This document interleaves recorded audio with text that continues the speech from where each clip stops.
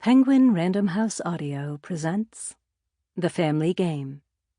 Written and read by Catherine Steadman. Prologue, 25th of December. I come to on the parquet floor of the entrance hall, my face pressed hard against its antique wood, with the clear knowledge that this is not how Christmases should go.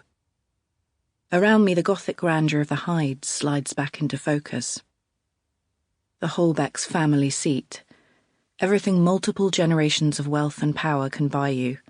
This imposing Hungarian castle, ripped brick by brick from the Murdochs mountains, packed, shipped, and grafted into upstate New York soil. Their ancestral home, a literal castle in the sky, dragged to ground and anchored into the American landscape and its psyche. A testament to sheer bloody-mindedness and cold, hard cash.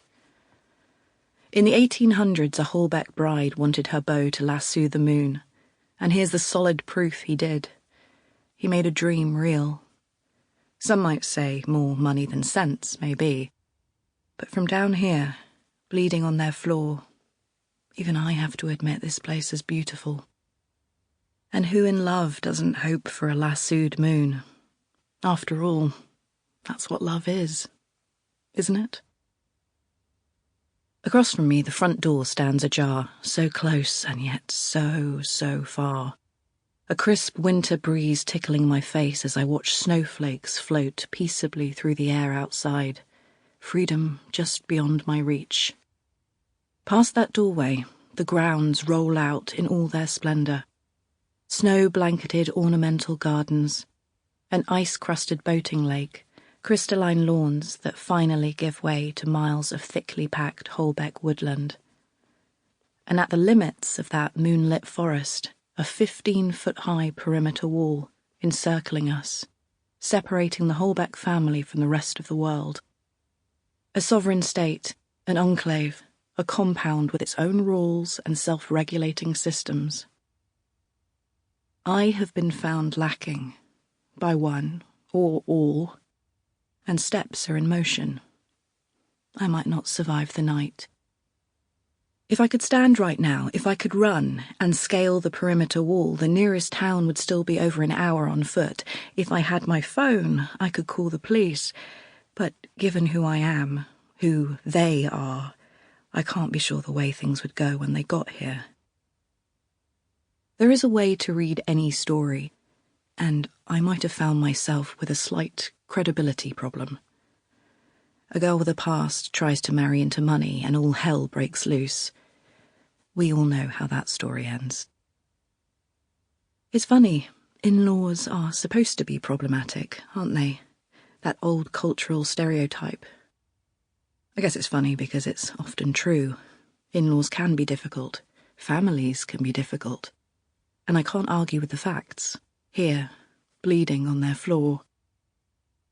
I carefully ease up onto my forearms, the dark stone of my engagement ring shifting moodily in the light. A sleeping creature woken. If I could go back now, to the day he proposed, would I do things differently? That is the billion-dollar question. My temple throbs as I carefully wipe blood from my eyelashes. They say head wounds seem more serious than they are because they bleed so much. They say the human body can do incredible things in a crisis. People walked for miles to hospitals on broken legs after 9/11. Women give birth in war zones. New mothers lift cars to save their children. I hope that's true. 20 years ago, I almost died. I hung in silence, death all around me. But somehow, I survived. And if I could survive that, I can survive this. Because since you showed up, I have so much more to lose, and so much more to gain.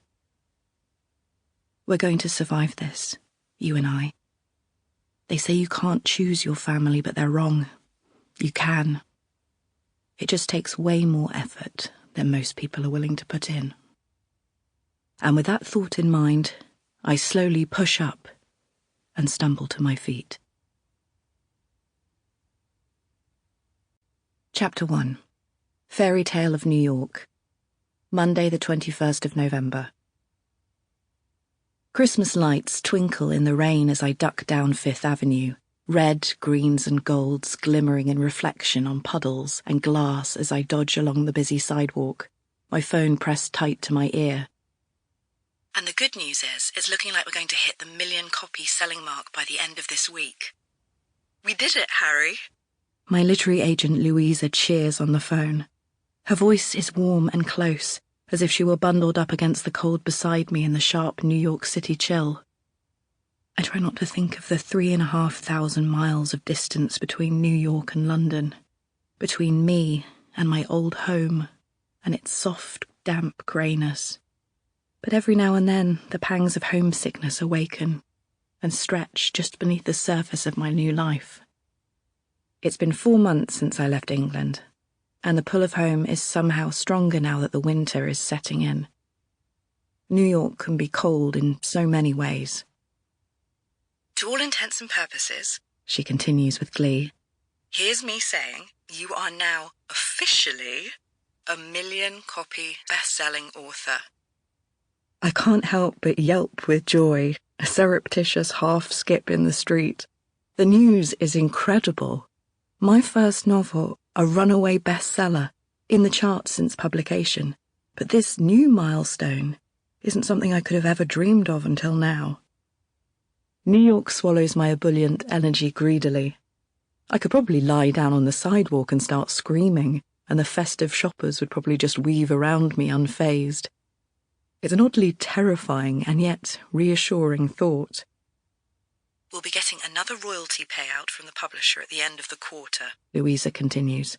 So, Merry Christmas, everyone. It's funny, it's only November, and yet it does feel like Christmas here already. I look up to the halos of light hanging above me, holiday decorations sparkling from shop windows, strung in great swathes high over the main drag of Fifth. Everything seems to be moving so fast this year. A whirlwind, a whirlpool. How's it going over there? Louisa asks, snapping me back to reality. Settled? Happy? Are you living love's young dream? I let out a laugh of surprise because, yes, as smug and as self-satisfied as it may sound, I really am. After so many years alone, after pushing relationships away, perhaps I've paid in full for my mistakes and I can put them to bed. Maybe I'm finally allowed a little happiness. I shake off the dark thought and grasp back onto my new life with both hands.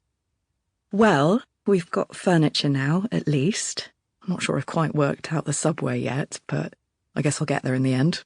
Or I guess I won't, I add jokingly. The truth is, while I know I'm beginning to get a feeling for New York City, I realise I'm trying to settle into a city that does not settle itself. The crowds, noises, faces, people, that frenetic fight-or-flight energy. I suppose it's only been 4 months. I know it can take a lifetime to become part of a city, to find your place. And the world I've landed into here with Edward, the new circles I find myself moving in, his rarefied life, that is something else again. And how is your dreamboat? How's Ed? She asks, as if reading my thoughts. I slip past a gaggle of tourists in front of St. Patrick's Cathedral, its bells tolling anachronistically, alongside towering glass and steel. Louisa was with me the night I met Edward. I shiver at the memory of the look she gave me when I first brought him over to meet her, that silent swell of pride I felt to have my arm hooked through his, the pride anglers must feel cradling their outsized shimmering catches, though I can only credit chance and timing with my iridescent prize.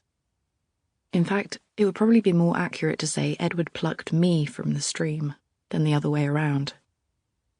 I would be lying if I said Edward's background, his habits, his rituals, so alien to me, hadn't lent him a strange additional attraction. His world is different to mine. Everything he does invested with the subtle shimmer of something gilded. Not that I knew who he was when he first spoke to me. We met at my publisher's annual summer gala in London, a lavish star-studded... Sample complete. Ready to continue?